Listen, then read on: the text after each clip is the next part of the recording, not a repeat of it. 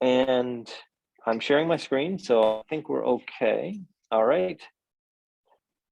We left off the last time right at the end of what I wanted to cover. Let me just check one thing before we keep going. Yeah, we're good. We ended off right about here. Our takeaway from last time was if we have two materials, the way the electric field behaves between at the transition, at the boundary, at the interface has to obey a certain set of equations. And what we found was that the tangential components have to be equal. The tangential components of E, that is the components of the field that are aligned with the interface. They have to be equal across the interface. So whatever they are just on the one side has to be the same as what they are on just the other side. And then we had another relationship for the D's where it was like the normal components of the D's, D1n minus D2n equals rho s, something like that. If one of the materials is a perfect conductor, electric fields cannot exist inside of a perfect conductor. So if this is a metal sphere and it's a perfect conductor, everywhere, every component of the E field, whether it's E or whether it's D, is all zero inside of here. We said the tangential component of E is the same on both sides. So if it's all zero in the metal sphere, that means just outside of it has to be zero. The tangential components are zero everywhere along the edges of this perfectly conducting sphere, which is why every one of these blue lines coming off the sphere representing the electric field is perpendicular to the surface of the sphere. Okay, that's what's represented here by the n hat rho s. Okay, so the D1, that's the electric flux density in material 1, which is outside of the sphere, which equals epsilon 1 E1, where epsilon 1 is whatever the epsilon is outside of the sphere, is normal to the surface of the sphere times whatever the rho s is, the surface charge density of the sphere. We also said electric field lines always point away from positive surface charges and toward negative surface charges. If you just bring the sphere inside an existing electric field, the places where the electric fields point to the sphere, which again has to be at a right angle everywhere, it induces a negative charge on the lower half of it. And then where the field lines would point away, it would induce a positive charge in the upper half. And those charges would create that internal electric field, which perfectly cancels out the external electric field. That's what we talked about the last time. Okay, this is the last thing we want to cover here before we move to magnetic fields. And all it is exactly what we already did, but we talk about it in terms of J's instead of E's. What's our relationship? It's Ohm's law, our version of Ohm's law. So basically J equals sigma E, which we've already seen. And if we solve it for E, well, it's just J over sigma. So anywhere we had an E in all of those previous boundary condition equations, we just swap it out with the J divided by sigma. Okay. So these are regions that are neither perfect dielectrics, because if it's a perfect dielectric, there is no current and J would be zero because sigma is zero. Okay. They're also not regions where it's a perfect conductor, because in a perfect conductor, the E is zero. So these are everything in between, okay?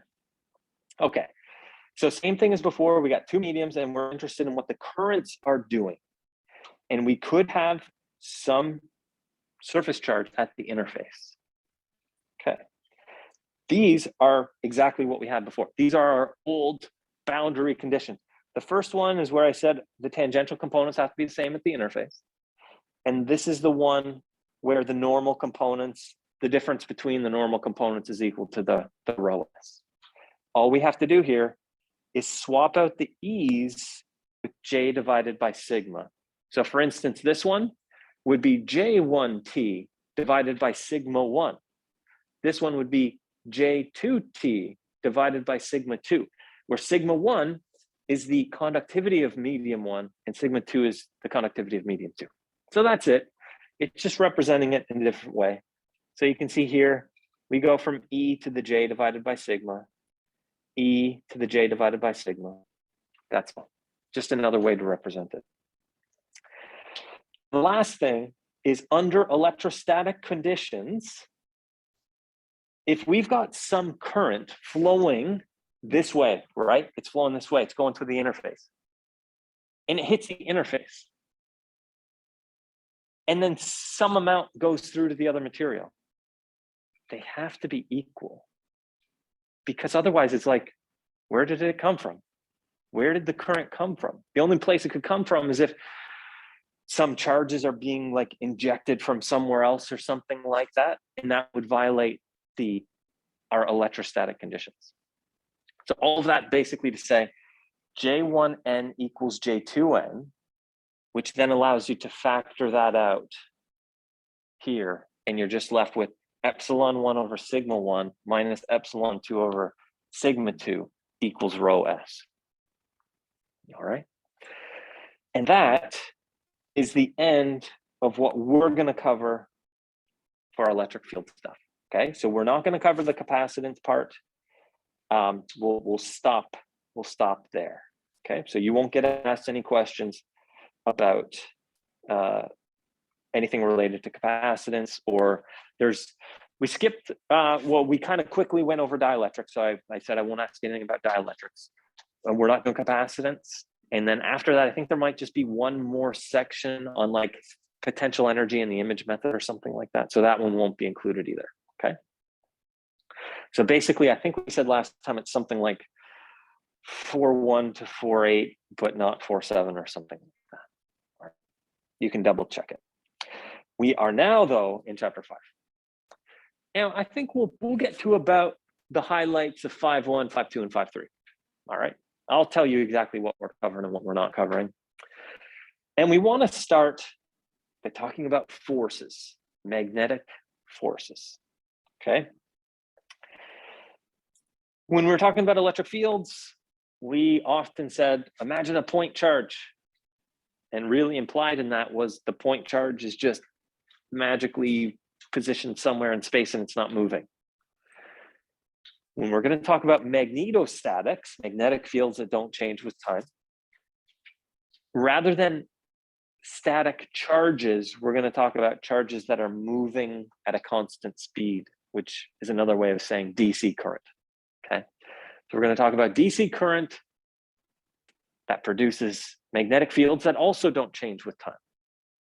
If it changes with time, things get more complicated because of what we talked about a few weeks ago with Maxwell's equation, where if you have a magnetic field that changes with time, you also have an electric field associated with it that is also changing with time. And that is what prevents us from separating the study of electric fields and magnetic fields if things are changing with time. But we've limited that here. Nothing's changing with time. That's how we could completely ignore magnetic fields while we did all the electric field stuff. And now we're doing magnetic fields and we can completely ignore all the electric field stuff. All right. These are our two Maxwell's equations that describe magnetic field behavior. The first one is sometimes called Gauss's law for magnetism. What is this? Tell me this in words.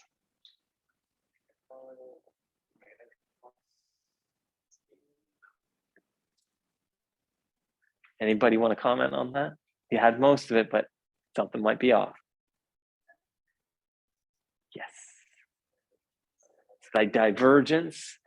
That one's the curl, that one's the divergence. The divergence of the magnetic flux density equals 0. The way to think about that equation is to go, oh, divergence, the way we thought about that was if something is acting like a source or a sink of fields, and by it equaling 0, it means it doesn't act like a source or a sink. And the way to visualize it is if you had an enclosed surface, the net amount of magnetic fields flowing through the surface and flowing into the surface equals 0. So you create some kind of a sphere, right? There's some magnetic fields in the area. And some of those fields are maybe going out of your sphere, but however many are going out or however much is going out, it's also coming in somewhere else. Magnetic fields are always in loops.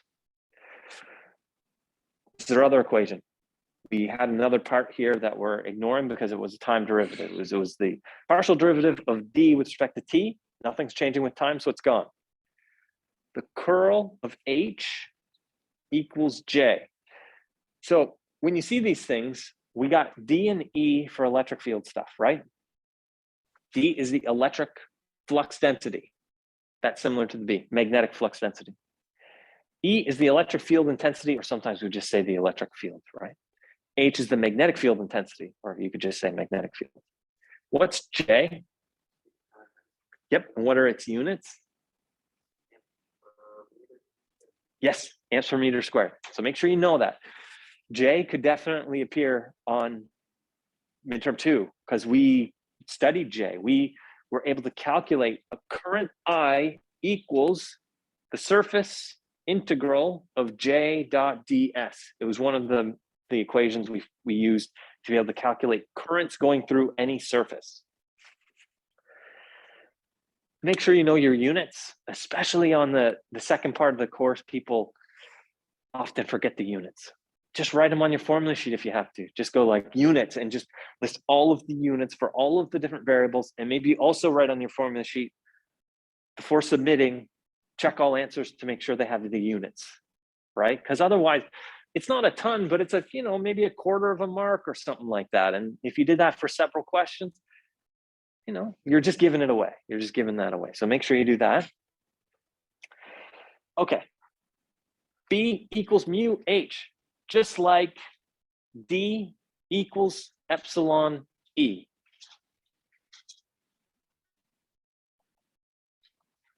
So whenever you see a B or an H, I want you to think, yeah, I could easily get the other one. Almost always, probably always for this section of the course, mu, the permeability, is going to equal the free space permeability. What's the value of mu naught? Yep, exactly. And so that means if you know H, you just go to your calculator and go times 4 times pi times 10 to the minus 7, and you've got B. If you've got B and you want to get H, you go whatever B is and you go divided by 4 times pi times 10 to the minus 7. So it doesn't matter, right? If you've got one, you got the other, as long as you know what material you're in and what the properties of it are, okay? B equals mu H, just like D equals epsilon E. And here's a bunch of values. This is part of the reason why we assume this so much. These are the mu R's, the relative permeabilities. Look how close to 1 they are for very common things: gold, silver, copper, water, air, aluminum. These really common materials that we use a lot, right? They're all so close to 1 that you can usually just assume the value of mu naught. If you get into ferromagnetic materials though, look how big some of these can get. They can get huge. So these are materials that you can actually have like a permanent magnet with, right? So we won't get into that too much. We'll mostly stick to the ones that are close to mu naught. You can also have materials with these ferromagnetics where it's not a simple linear relationship. It can get more complicated than that. Okay, we want to talk about forces. We want to talk about the force, magnetic force. Force due to a magnetic field. How do you calculate the force due to an electric field? Exactly. F equals, and I'll go FE to say force due to an electric field, equals Q times E. Okay.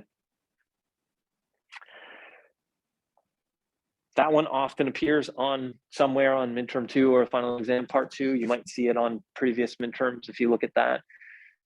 Basically, it boils down to a situation where you need to calculate an electric field at a particular location. So often it might be a question like, oh, there's a test charge located at this position. Figure out the force on that test charge. Well, you need to look, you can kind of first ignore what that test charge is, just take note of its location and see what else is in the problem. Maybe you've got some other point charges around or something, and you go, okay, I need to figure out what the electric field is there. So you figure out the electric field. Then you use the F equals Q times E, where the Q is that test charge, the charge of that test charge. Yep. Can we say that what if we have no electric field? So if you have no electric field, you don't need to, then you do this, what we're about to do. Okay. And if you have both, you have to add both of them together. Like F total equals FE plus FM. Okay. So let's take that case. We only have a magnetic field. Fm equals Q U cross B. Well, what are these things? Well, B is our magnetic field. Think of it as B or as H. Doesn't really matter. You would just scale it by mu, right? Here, our example is pointing up. U is the movement of the charges.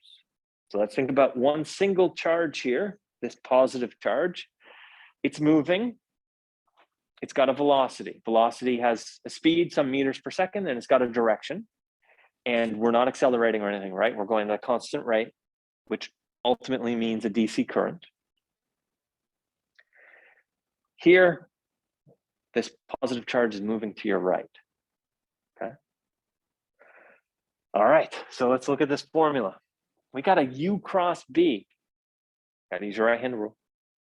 Take your right hand, however you do it. You might do it with fingers, you might do it the way that I do it. The way I do it, I extend my right hand, my fingers, put it in the direction of U, because it's the first one.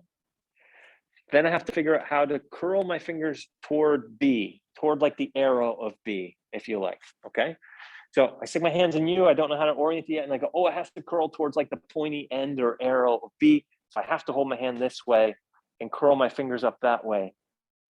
Thumb points out, forces out, okay?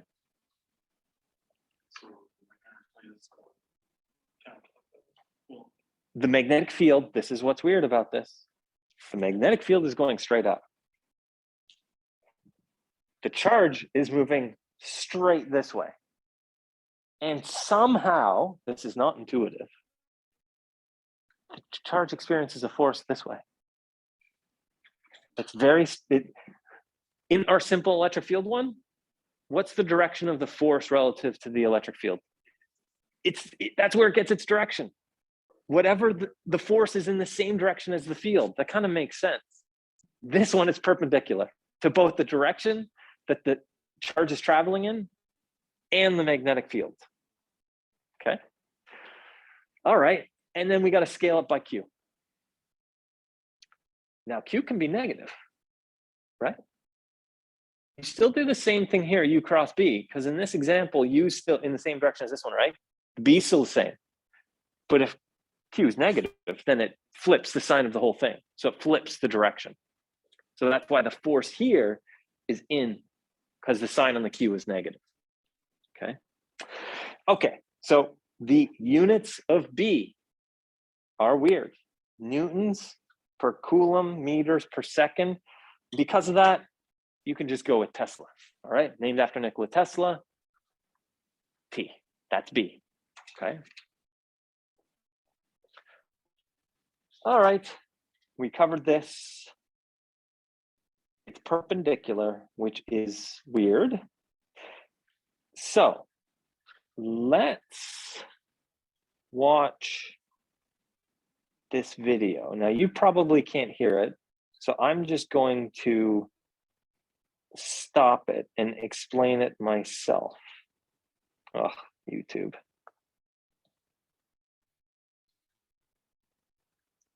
So I have here. Yeah, so I can hear it. You guys magnet, can't hear it. I'm just going to South pause pole, it. I'm North just going to pole, explain it so to you. the field is pointing up. And then I have a big, copper tube, which is connected to the wires here. I just want to pause it at a good place. There's a good place. Okay. So here's the setup. We got a battery. The battery has a positive terminal and a negative terminal. You can kind of see it's red there, right? Positive terminal, negative terminal.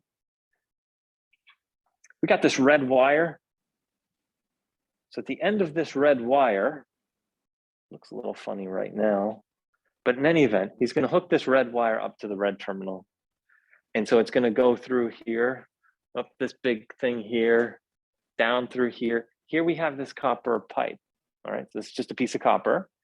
Then we come up here. Oh boy, yeah, he's really wired this in behind the thing and then all the way over there. Eventually it's going to connect to that negative terminal. Okay. So current goes from positive to negative, right? So it's just going to flow up here and the current's going to flow through this copper tube right to left. We've got a permanent magnet, a big old permanent magnet here. And the magnetic field from this points up, just like in that previous diagram we had. So we got to do U cross B, right? So first, we know the direction of B. B's up. We have to talk about the direction of U. Two ways to think about this. Okay, I'll do the easier one first. So which way are you using for U? Which way is U is really what I'm getting at. Exactly. So you have two options. Okay, I'll start with the simpler one, the current flow. Conventional current flow is the net positive charge direction, right? That's in the direction of the current. That is this direction because it's flowing from positive to negative. So current's flowing this way. So you could think about it as if positive charges, YouTube is killing me. It locks the screen after. And then I think now I have to reshare the screen. So I'll try to touch the screen every so often. Do we have a chat here? We got a chat. I think this is just going to say, okay, great. The people online can hear it, but that's only 2 people right now. So, okay, back to YouTube. Okay, so if we're thinking about the direction of current, which is as if it was positive charges flowing, it would be flowing this way. U would be this way. B is up, right hand. U, I got to curl it up towards B. Thumb's going in. Okay. So the force of this, and you can see it's kind of hanging there. And so it would experience a force going in. Okay. If you like that, stick with it. If you want it to be a little bit more close to what's physically happening, it's not positive charges flowing, right? It's the electrons. You got copper, you got metal. In the metal, you've got a ton of atoms. The atoms have electron shells in the outer shell. They're not that tightly bound to the atom. You're applying a voltage, which, as we saw, is the same thing as specifying an electric field, right? E equals minus the gradient of V. So there's a direct relationship between the voltage and the electric field. We're applying a voltage, or equivalently an electric field, which is a field exists. And so F equals QE, right? The electrons move. Where do the electrons move? Well, this is the positive terminal. This is the positive charge. The electrons are going to move this way, the opposite direction. So if you wanted to think about it in terms of the electrons, you would go U is left to right. Okay. And you'd go, all right, I go in U, I got to curl it up towards B, my thumb points out. But electrons have a negative charge, which flips it back around the other way. Okay, so think about it however you like, and then I'll just play this here until he kind of plugs it in. Connect these here, electricity will flow through this guy, through the red, through the copper tube, and then up through ground, and then back home. The field is going up. So we'll have electricity flowing this way. The current is going and field pointing this up. way. We expect a force inward. So this is the plane. This plane contains, yeah, and you see it move in there because the force is in. We get an inward force. Now, if I reverse the direction so then of the current, he's going to flip it around to reverse the direction of the force. current, and then it pushes it out. Okay. Get this guy out of I have the no way. idea. Okay, so we'll talk more about that in a second. But if we're only interested in the magnitude, note that that's italicized, it's not bolded. That's a magnitude only. It doesn't have a direction. Just think about your regular old cross product. When you do a cross product, it's just the magnitude of the one vector times the magnitude of the other vector times the sine of the angle between those two vectors.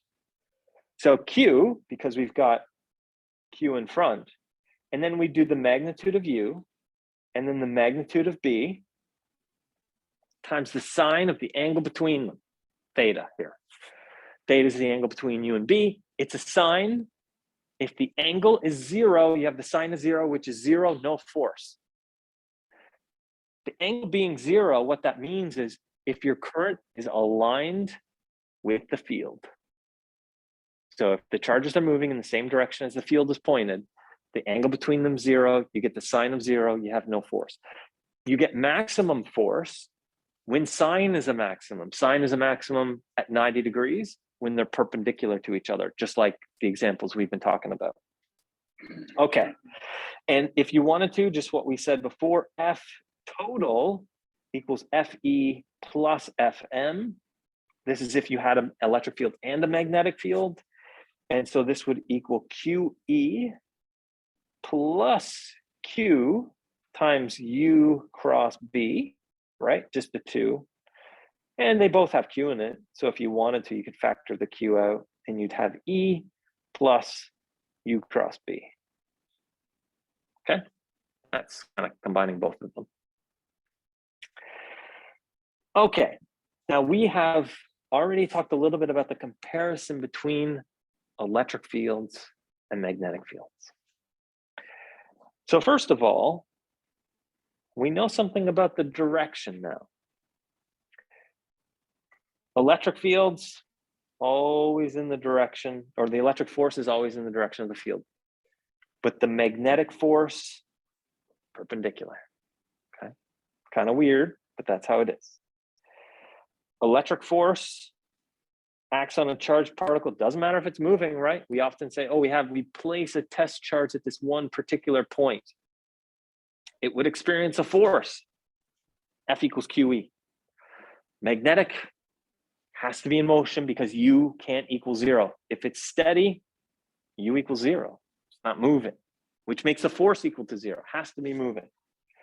And the energy is different as well. When we talked about the electric scalar potential, we talked about moving a charge and using energy to move it. And that's how part of how we figured out what the voltage was. The magnetic force does no work. And the way you can see that is if you look down here at this formula, a small differential amount of work. Work equals force times displacement, dot product to take care of the angles. dl, that's if a charge moved some distance L, some differential distance L. You could break down the dl, because that's the distance that the particle moved, if instead you wrote it as speed times time, meters per second times time, right? Meters per second times seconds, seconds cancel out, you got meters. Just like saying, you went a mile on the 405 and then you swap that out instead with the speed you were traveling and how long it took. It's just the same thing. The direction that you moved it in is the direction of the speed. That's why we swapped out here the L, the vector, the direction of the L goes into the U, and we got a dt. Why this way? Because we know these two have to be orthogonal to each other, the Fm and the U. Why?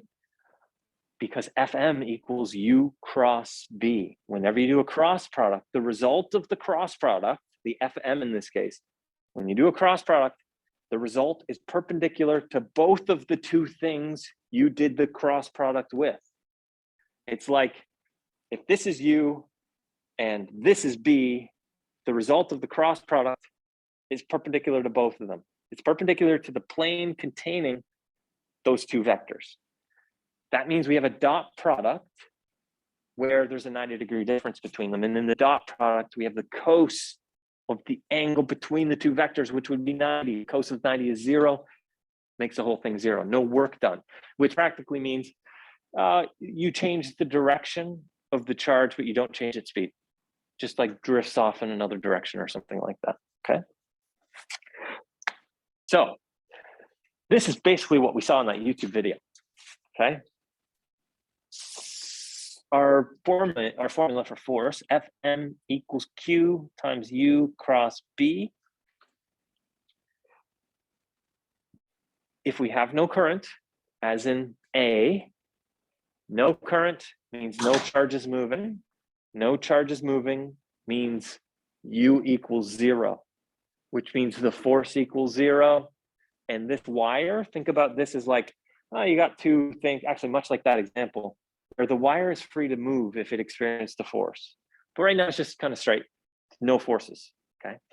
Now look at B and rationalize in your head. I'm just gonna be quiet for a second. See if that makes sense to you, okay?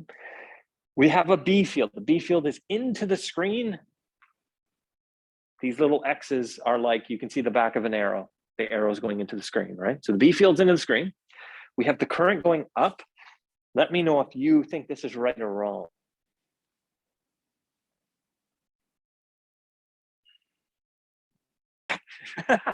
I love seeing this during exams too. You see all this like, yeah. Yeah. Okay, what direction's U? As long as you want to think about it in terms of the flow of positive charges, up is fine, okay?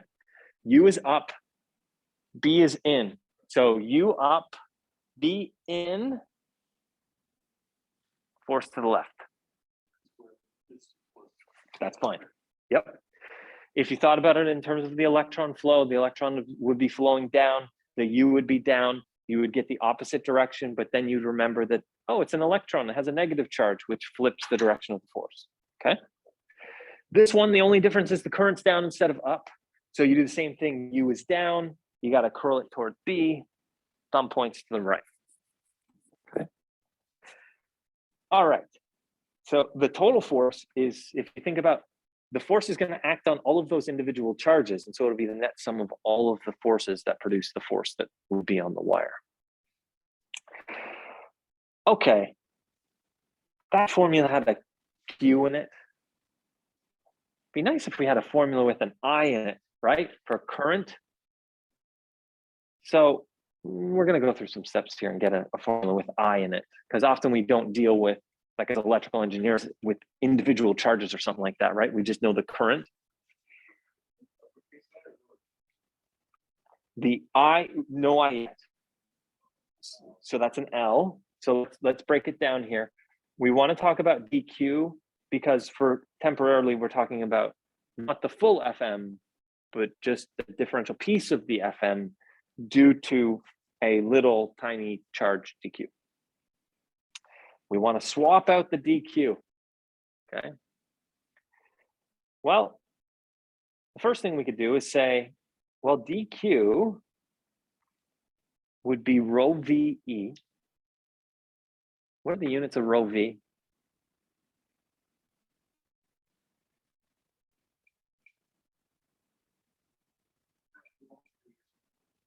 Cubed, that's right, that was close, but yes, cubed. The V is for cubed, volume cubed. Rho L is coulombs per meter, rho S is coulombs per meter squared, rho V is coulombs per meter cubed. They're all charge densities, either line, surface, or volume. This is a volume charge density. The E is for electron, okay? Coulombs per meter cubed equals NE, the capital NE, is just per meter cubed, okay? And then E is the electron charge, whatever that is, right? 1.9 times 10 to the minus, whatever. Sorry? Constant, yep. And it's actually a positive constant. And so we throw the negative out front there because it's electrons we're dealing with. And so, okay, so dq, coulombs per meter cubed, we need to know the volume so that we have coulombs per meter cubed times meter cubed to give us a charge Q.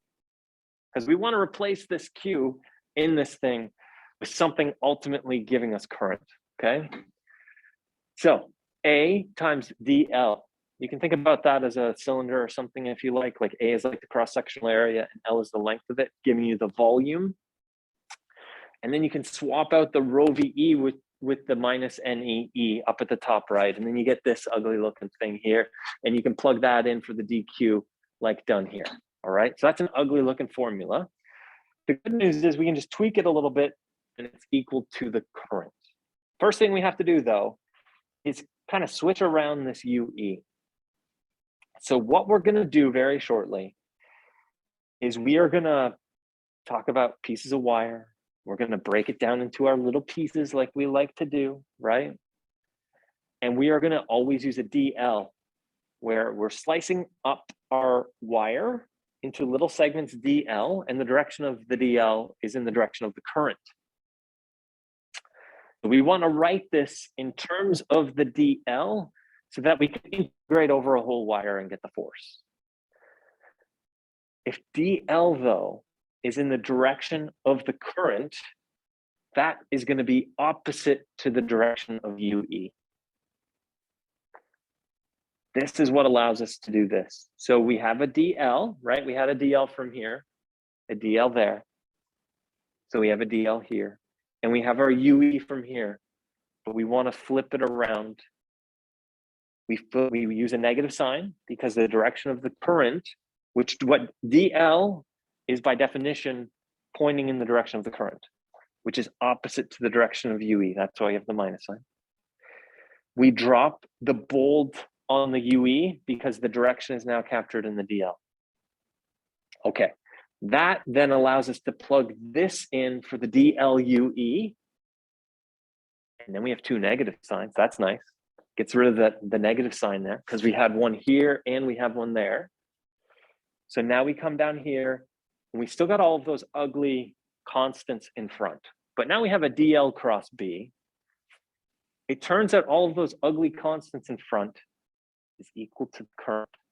There's different ways you can think about this. One way is just in terms of units, okay? So we already saw that NEE is actually the rho VE, right? And so we have that. And so there's different ways you could look at this. Like we can say, well, that's minus NEE and that's UE. And then we have an A, right, from all of these things right here. So you could pick any of them and figure out what the units are. Maybe this first one, if you like this one, this is coulombs per meter cubed. UE is going to be meters per second. A is going to be meters squared. So meters times meters squared is meters cubed divided by meters cubed. You're left with coulombs per second. That is amps. There's other ways you can think about it. You can think about, oh, I have so many electrons in some unit volume, and they're moving at a certain rate over a certain cross-sectional area. You could think about that as how that would represent a current. But in any event, this allows us to just replace all of that with I. Okay, so all of that just becomes I. And then we can integrate over some wire contour. And because currents have to flow in a loop, that's why we have the closed contour here, okay? All right, so let's look at that a little bit more. So here we have a loop of wire. It's carrying a current. The current is I. It's going in this counterclockwise direction. I is in the same direction as DL. So we would split this loop up into little segments. Each of them would be DL. So you would kind of just keep going around here like this, splitting it up into segments. DL matches the direction of I, which also matches the direction of the wire. Yeah, so each one of these, if you were to look at each one, it'd be like for this segment, that would be the DL. Yep, and you would do it for the whole way around. Now note these green arrows here. You can see at the right, it's B, that's the magnetic flux density. They're all the same all the way across the wire, because for this example, it's a uniform external magnetic field. It's the same everywhere. It doesn't change. It doesn't have to be this way. We're just considering it here. If it is a uniform magnetic field, it doesn't change anywhere. Every segment, every DL of this wire will experience the same beat. Now think to what we do when we have an integral. Let me just go back to the the bottom right one here. One of the things you can always think about when you have an integral is, what's my integration variable? Like, what am I integrating around? And what depends on that? Like, what's going to change as that changes? In this case, the way to interpret that would be, have some contour. I'm splitting it up into little pieces, dl. Does the b change with dl? Like, as I do my little dl's around that whole thing, is b different for each one of them? No. So I can pull it outside of the integral because it doesn't depend on that integration. So that's why that comes out. So what are you left with? Your actual integral is just that. The integral of this would be like L, but if it's a closed contour, your starting point and your ending point, which are really like your top limit of integration, your bottom limit of integration, are the same point. So it equals 0, because this makes it equal 0. What does that mean? It means if you have any loop of wire in a uniform magnetic field, there's no net magnetic force on the wire. That doesn't mean, though, that if you just took one segment of the wire, like if you just considered like that segment there, that segment could experience a force. But when you consider the whole thing all together, no net force. Okay. Okay. So the total magnetic force is 0. So here's that example, pretty much exactly kind of like what I drew there, where we're just going to consider a segment of it. Well, this is exactly what we had, but instead of this being C and with a closed contour and this thing equaling 0, we're only considering a segment. And so the integral of this is just going to be L. And it's really just going to be from the one point to the other point, from A to B. So that's that vector L pointing from one to the other, okay? So this allows you to calculate the force on a piece of the loop, of the wire, in a uniform magnetic field. And yes? Can we say when magnetic vectors meet the wire, affect and have a force, but after a small short time, it doesn't have. As long as the charges are still moving, which is another way of saying as long as the current is still flowing, and as long as that magnetic field is still present there, it will still exert the forces on the charges themselves, which overall exerts a charge on the wire itself. Yeah. Okay. For a closed loop, it's 0, but for a segment of the loop, it's not. So that was just some intro stuff, which we'll use in a little bit. But we are now, you'll be happy to hear, that this is our last set of slides. There's about, I don't know, 23-ish slides that I would just want to get through the rest of today and on Monday. I am going to hit the highlights. There are a few derivations that you would not enjoy, I don't think.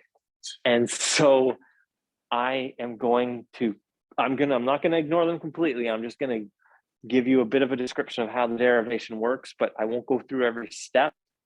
And instead, I will highlight the final result, which is the important. You're not going to have to redo the derivation, right? But I want you to kind of see where it goes. All right. I'm going to skim over it a little bit so that we get to the most important stuff. Okay. We're now in 5.2. We're probably only going to 5.3. All right.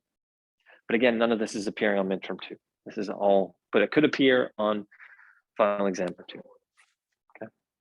So if you have to do final exam part 2, you might have to do this. I wouldn't think, though, we're only spending the last 2 classes on this, so it's not going to be the majority of final exam part 2. It could be as much as, it's definitely going to be less than half. Okay. It's definitely going to be less than half of the final exam. If there's 4 questions, it might be 1. If there's 5 questions, it might be 2. If it's 6, it might be 2, like that kind of range, right? Okay. We know B equals mu H, right? If we know the one, we know the other, as long as we know what the mu for the material is. We're going to first look at the Biot Savart law. These are 2 French guys. They came out with this law that that represents or gives us our first way of calculating the magnetic field. How many ways do we have to calculate the electric field?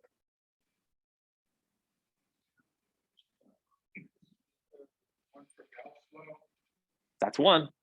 What else we got? Coulomb's law? Anybody? Coulomb's law? Okay, do we have any more?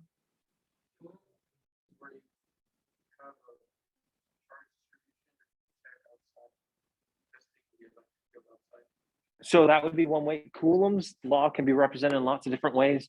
The one you can have a single point charge, and then we got that really simple formula with the R hat in it, right? It's just Q divided by 4 pi epsilon R squared or something like that.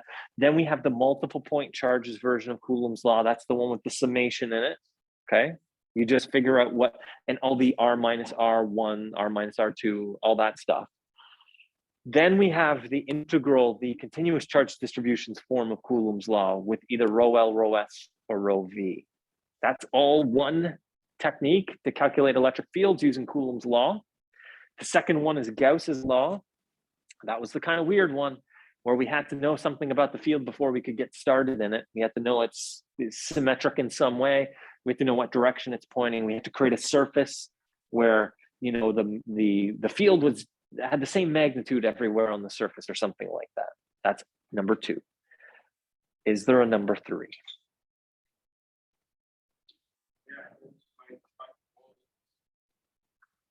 Yes, we did. And what was it? I said it already. I wrote the equation already today.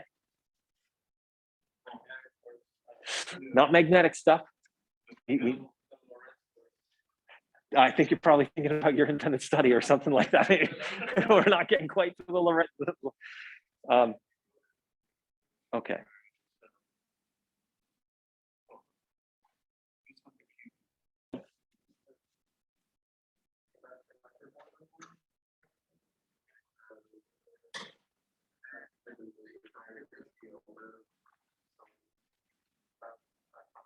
What was the first part of the equation? What did it equal? So that's J. Okay, all right, fair enough. That is true. So that could be a fourth way. J equals sigma E, right? If you calculated J divided by sigma is E. Okay, we got 4 ways to calculate electric field. What's the fourth one?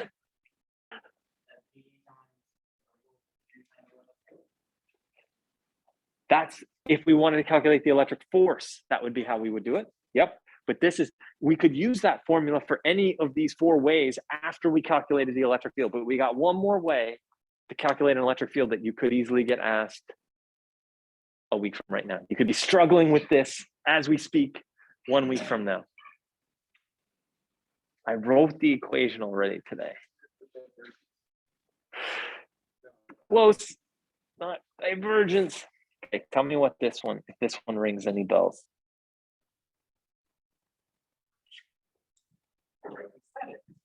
Yes. So tell me what this says in words. The negative. Did you say negative would be like passing by the upside down triangle? Okay.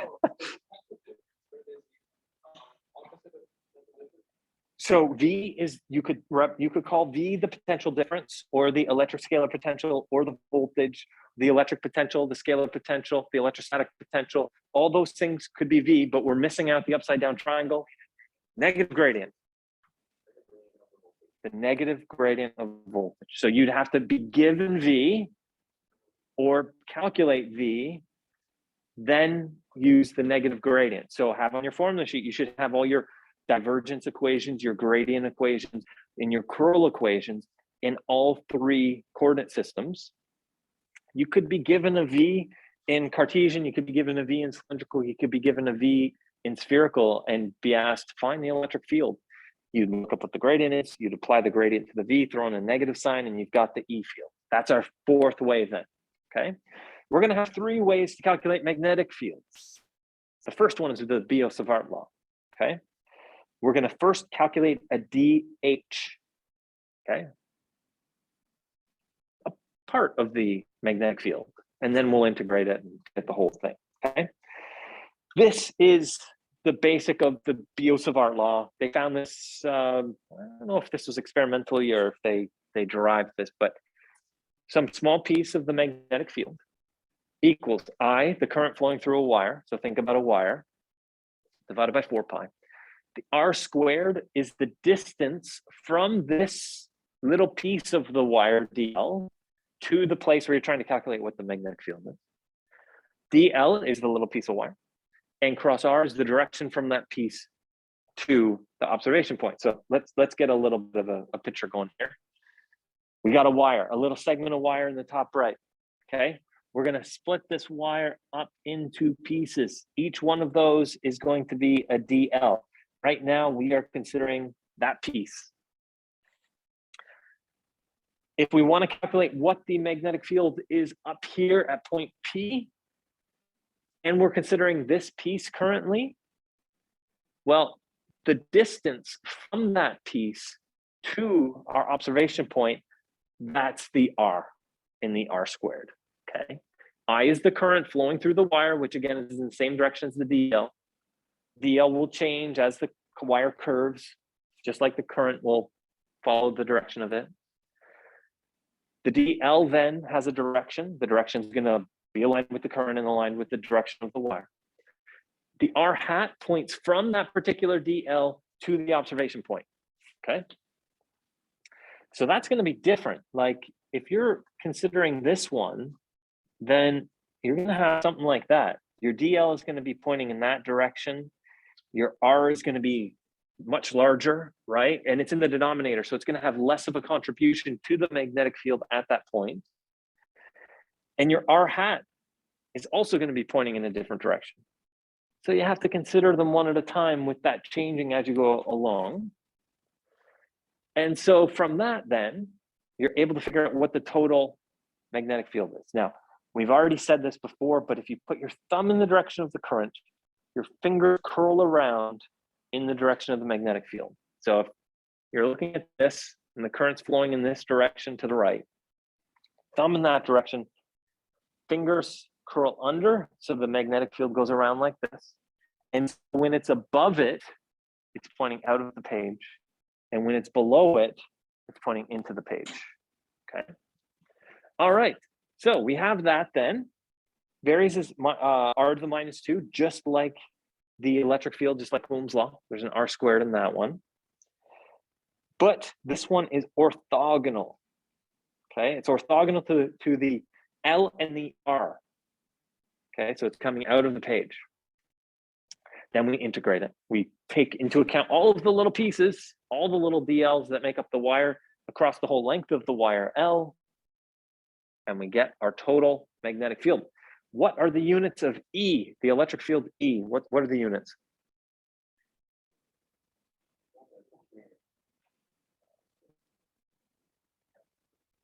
E, the electric field intensity.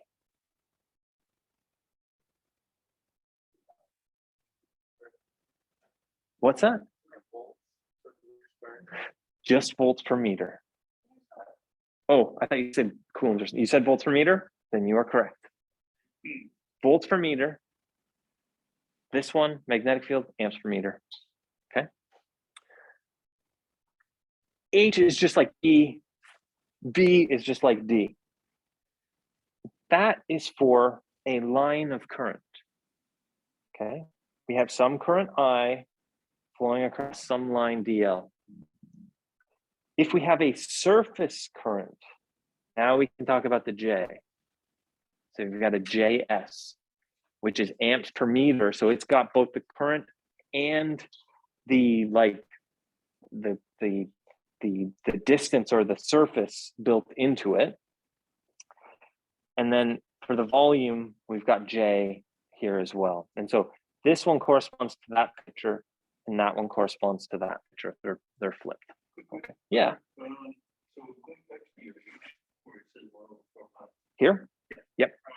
So that only gives you amperage of that particular section, or does it give you the amperage between that point and that point? So let's go through that question again. What was the start of the question? The H. Okay, so what threw me then was your use of the term amperage. Amps per meter. Think of it as a field though. It's a field, right? All right. So it exists in kind of all space, right? And so it's got a direction, it's got a magnitude. Yep. All right. Okay. So let's do kind of the most basic one, I guess. You got a wire. It's a straight wire. It's carrying a current.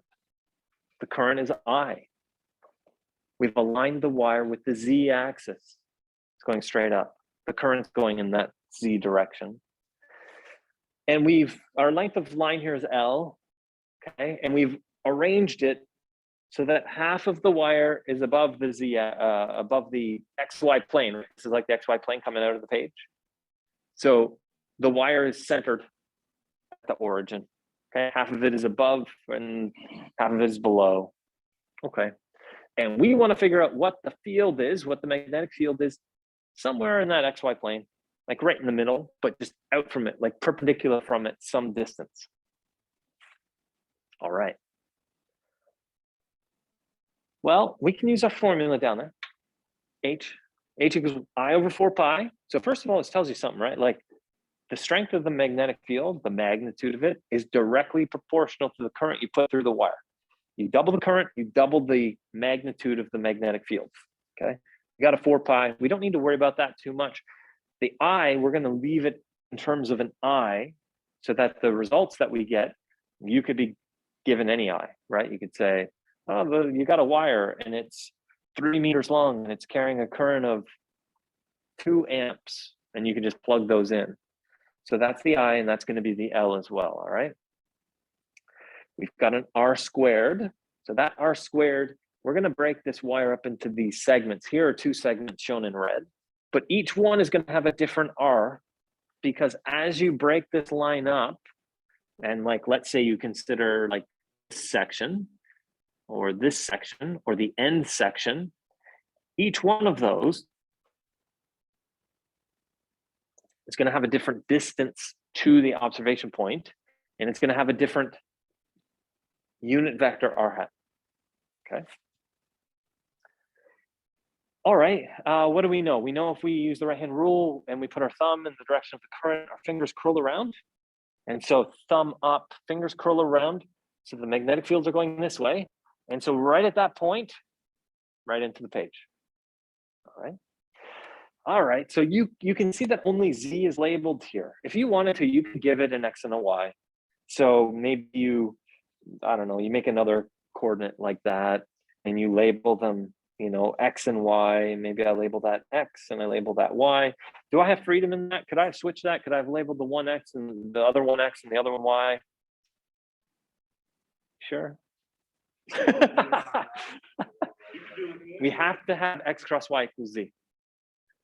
So X cross Y equals Z. If I did it the other way and I labeled that Y and that X, X cross Y equals Z. But this is positive Z. So I can't do that, not with Z going up, okay? So I could label it this way. If I wanted to, I could represent the direction of the field right at this observation point into the page. Into the page is Y hat. Only at that point though. In general, this thing's going around and around and around, right? It's really in the phi hat direction because it keeps going around. But at that single point, if that's the only point I'm interested in, and I label my coordinate system this way, then I could say Y hat, but that's not going to help me that much. One thing we can definitely say is we've got a DL. I'm splitting this thing up. It's right on the Z axis. So I'm really like splitting it up along the Z axis into DZ. And those are in Z hat direction. The current's in the Z hat direction. So I can replace the DL with Z hat DZ. All right, this is good, right? We're not going to touch the I, we're going to leave it in the end. 4 pi, same thing.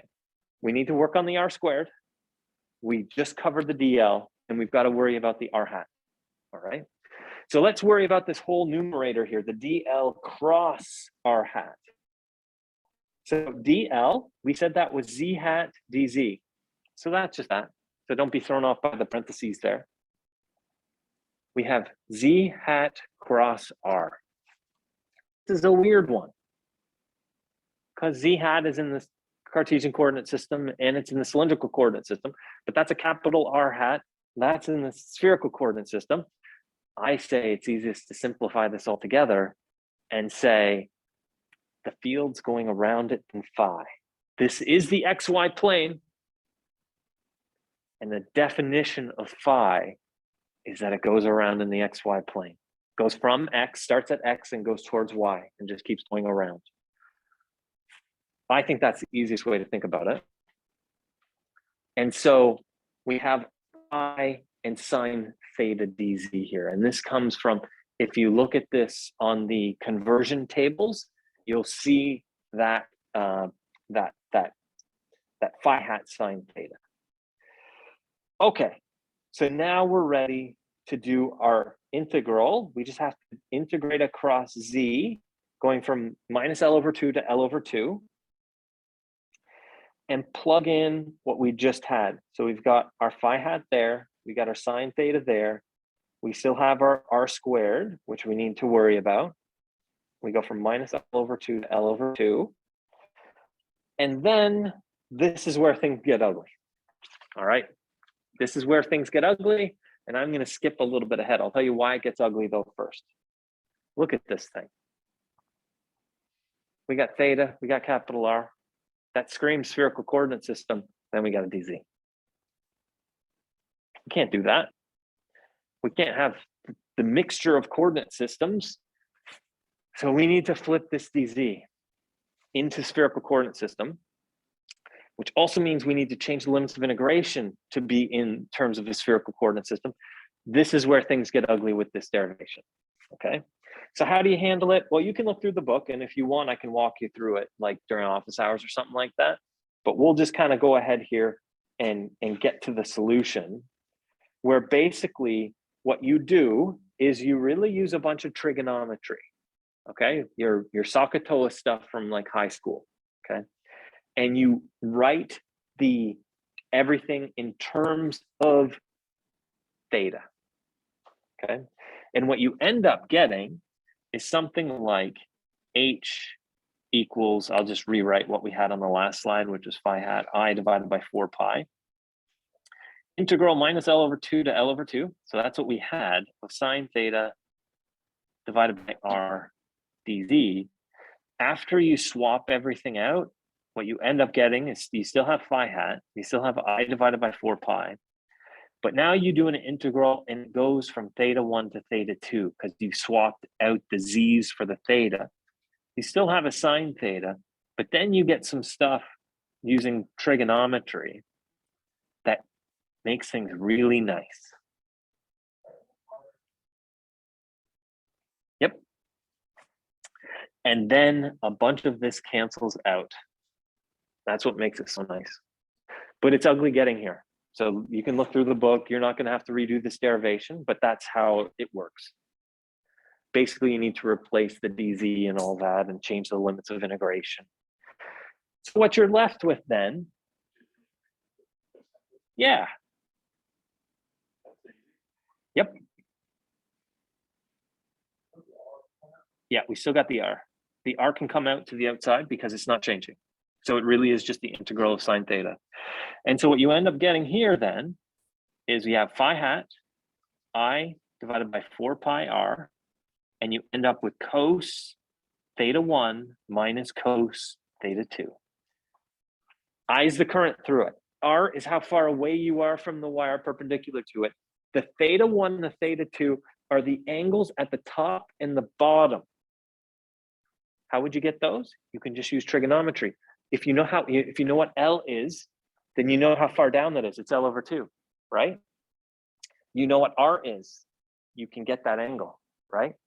You could use tan as adjacent, TOA, right? Opposite over adjacent.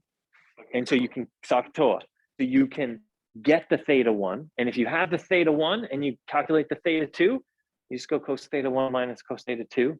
You know what the current is. You know how far away you are. You've got the field. You can also replace the cos theta 1 and the cos theta 2 with, again, using trigonometry, where it's, instead of cos theta, it's adjacent over hypotenuse, and you get that. So both of these are equivalent. You can use either one. The only difference here is we got B, so we've thrown in a mu naught. This one you could throw in a mu naught and call it B as well. We directly have L in this one, the length of the wire, 2 pi r, 4 r squared plus L squared. They're both equivalent, use whichever one you want, okay? And yes?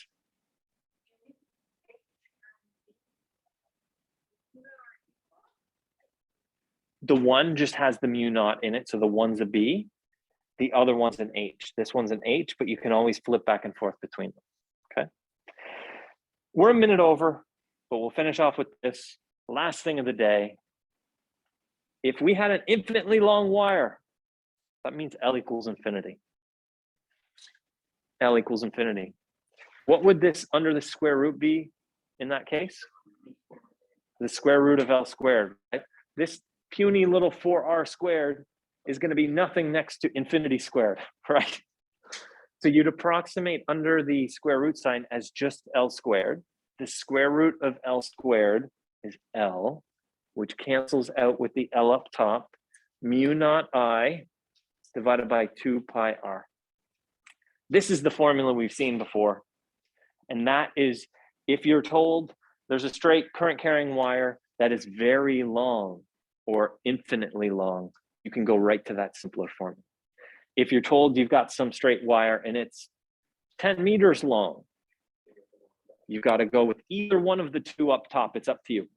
Okay, so let's stop there. We're already a couple minutes over, and good luck studying over the next week. Let me know if you have any questions. Make sure you remember to get that independent study submitted by Sunday at midnight. All right, have a good weekend.